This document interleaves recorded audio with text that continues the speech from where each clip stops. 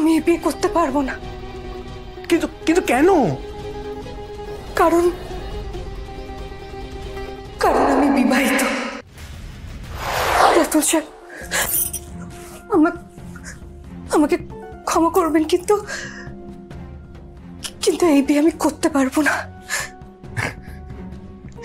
বুঝেছি বুঝেছি, তোমার আবার কোনো আবদার আছে। কি আবদার আছে বলো, আমি তোমার সব আবদার মেটাবো। না রাতুল সাহেব, আমি সত্যি বলছি, আমি আর কোনো অজুহাত দিয়ে সত্যি আড়াল করতে চাই না। আমি এই বিয়ে করতে পারবো না। মানে কি কি কি বলছো কি তুমি কুসুম? হ্যাঁ রাতুল সাহেব, আমি যা বলছি ঠিকই বলছি। কিন্তু কিন্তু কেন? কারণ কারণ আমি বিবাহিত। আজই ডাউনলোড করুন আর এনজয় করুন আপনার পছন্দের শো।